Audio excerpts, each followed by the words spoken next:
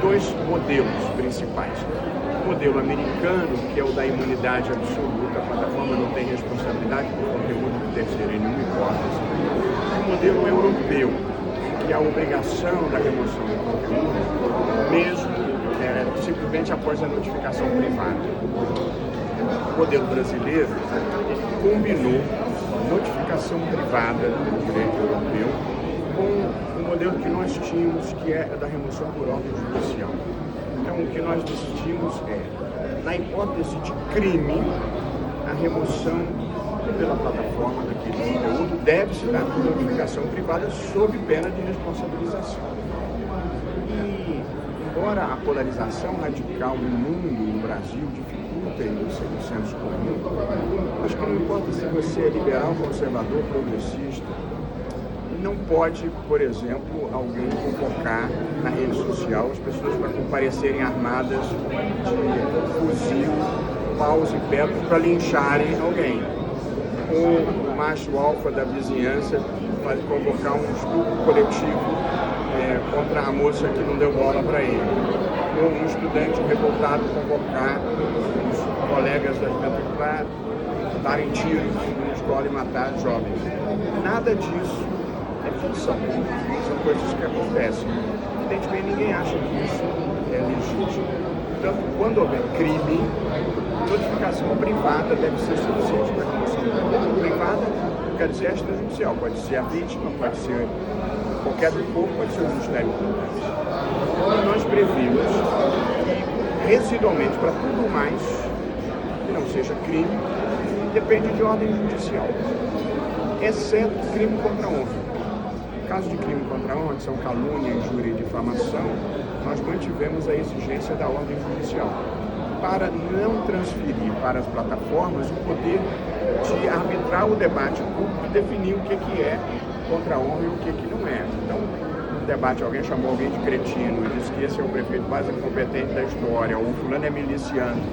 Eu acho que há um componente do debate público que a gente não pode transferir para as plataformas o poder de arbitrar. Então, deve permanecer com o Poder Judiciário. Nós estabelecemos os casos em que a remoção deve se dar por notificação privada ou extrajudicial, só no caso do crime. Todo o resíduo tem que ser por ordem judicial, com a censura nenhuma. E nós estabelecemos o que chamamos de dever de cuidado, que há conteúdos que a plataforma deve impedir que chegue ao ar. O algoritmo tem que ser programado.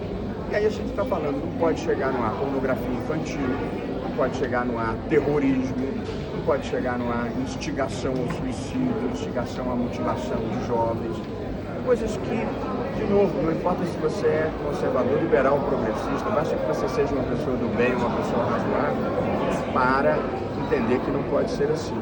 Enquanto que há muita crítica de quem não leu e não gostou, mas eu acho que nós conseguimos, com muito esforço democrático e dialético, produzir uma solução que não interfere com a liberdade de expressão, não interfere com o modelo de negócios das plataformas digitais, mas ao mesmo tempo contém o crime, contém o extremismo político e não pode enfrentar a má vontade de pessoas que têm um modelo de negócio que é fundado na disseminação do ódio. A gente precisa proteger a liberdade de expressão sem impedir que o mundo desabe num abismo de ódio, de mentiras deliberadas.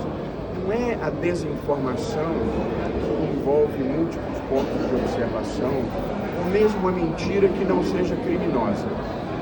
Mas a crime precisa ser reprimido em qualquer sociedade civilizada. É isso que nós estamos fazendo. Ministro, uma pergunta. Você recentemente falou que era uma cultura, as críticas que fizeram ao senhor por participar de um evento beneficente, mas era financiado por um empresário. E há críticas também sobre a participação de ministros do STF no evento aqui, por contarem com a participação de empresários, banqueiros do BTG Pactual. Eu queria saber se o senhor consideraria também cultura esse tipo de crítica, ou é uma crítica normal, em razão de possíveis conflitos de interesse. Eu queria que o senhor comentasse um pouco, por favor. Olha, o país vive uma certa onda de negatividade, onde as pessoas têm um foco no negativo. Há muitas coisas que precisam ser criticadas no país e é muito bom que haja a liberdade de fazer essa crítica. Mas eu vou te dar um exemplo que acontece comigo. Eu vou, na minha missão de levar a justiça onde tem que levar, eu vou a Chapuri, no interior do Acre, eu vou ao Humaitá, no interior da Amazônia, eu vou a Altamira, eu vou a Rio Branco, eu vou a Porto Velho. Mas quando eu venho num evento na Europa, dizem que eu estou fazendo o circuito de Elizabeth Arden. Quando eu for a Chapuri, não saio em lugar nenhum. Essa é a primeira observação. A segunda, que é importante de fazer em relação a eventos, eu visito comunidades indígenas, eu visito sindicatos, eu, quando viajo, muitas vezes sou recebido pelos governadores. Todas essas pessoas têm interesse no Supremo.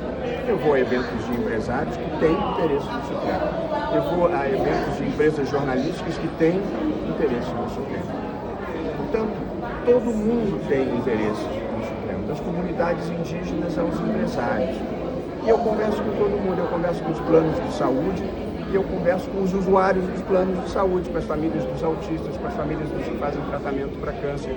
Portanto, faz parte do meu papel, mais ainda como presidente, ouvir todos os segmentos da sociedade e, eventualmente, falar para todos os segmentos da sociedade, o que inclui os empresários, o que inclui as comunidades indígenas, o que inclui os prefeitos, o que inclui os sindicatos.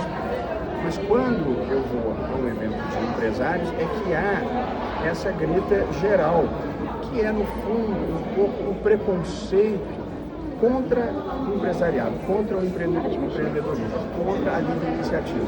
É a suposição de que, se você vai num evento de empresários, tem algum interesse escuro por trás disso. E até para lembrar que nesses eventos de empresários tem pessoas que concorrem entre si. Então, tem dois bancos que são concorrentes, tem planos de saúde que são concorrentes. De modo que é uma visão demonstra um certo preconceito contra a atividade empresarial e a suposição de que conversar com as pessoas vão fazer com que você deixe de fazer o que é certo. Eu tenho uma religião nessa vida. Eu só faço o que é certo, justo e legítimo. Há 12 anos no Supremo, nunca me afastei disso. Eu converso com todo mundo e depois faço o que é certo. Não tenho medo de nada, mas eu não falo isso por arrogância nem pretensão. O universo protege as pessoas que se movem com boas propostas. Infelizmente, esse é o meu caso. Rodrigues da revista Fórum. Recentemente, o senador Flávio Bolsonaro, numa entrevista ao jornal Folha de São Paulo, ele disse que ele só aceitaria um acordo político com um grupo político que votasse no anistia que eventualmente fosse empurrado à força contra o STF na posse do novo presidente. Como é que a Corte encarou essa declaração? Olha, ele exerceu a liberdade de expressão dele e não cabe a mim comentar. Obrigada. Ministro, comparativamente com as plataformas da União Europeia aqui, com esse projeto que o senhor disse, de outros palestrantes disseram, são inspirados sobre o modelo alemão, europeu, como é isso?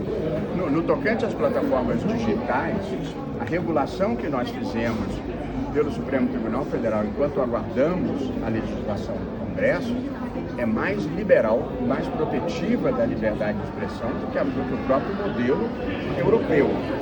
Que o modelo europeu impõe a remoção de conteúdo e a responsabilização por simples notificação privada.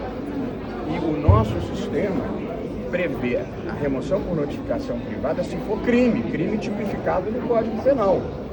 Fora das situações de crime, a remoção depende de decisão judicial. Portanto, nós temos um modelo que é mais liberal do que o modelo europeu. Nos Estados Unidos, a matéria chegou à Suprema Corte e eles, de uma certa forma, tomaram uma decisão que adiou a decisão sobre este tema. Mas, em algum momento, vão ter que decidir, porque as plataformas digitais, ali pode ter um risco para a segurança nacional. Se alguém de qualquer país do mundo quiser interferir na eleição doméstica de um país, isso é muito grave. Se um outro país estiver fazendo um esforço cibernético de promover desordem no outro país, incitando o racismo, por exemplo, ou incitando a rebelião. Então as pessoas vão ter que, em alguma medida, regular, mas não é regular para reduzir a liberdade de expressão. É regular para proteger a liberdade de expressão. Porque o discurso de ódio não é liberdade de expressão. O discurso de ódio é crime. Isso vale para fake news em eleições também, porque o senhor não tipificou isso na palestra. Vale, só que o que chamam fake news ou desinformação não é um conceito singelo. E, portanto, se você quer enfrentar alguma desinformação, você tem que ir ao judiciário, como regra geral, para o judiciário avaliar se aquilo deve ser tratado como uma desinformação perigosa para a sociedade, que geralmente será crime, ou se aquela é uma desinformação que faz parte do debate público. Então as pessoas podem ter opiniões erradas. A liberdade de expressão protege as opiniões erradas. A liberdade de expressão protege as opiniões injustas. Mas a liberdade de expressão não protege o crime.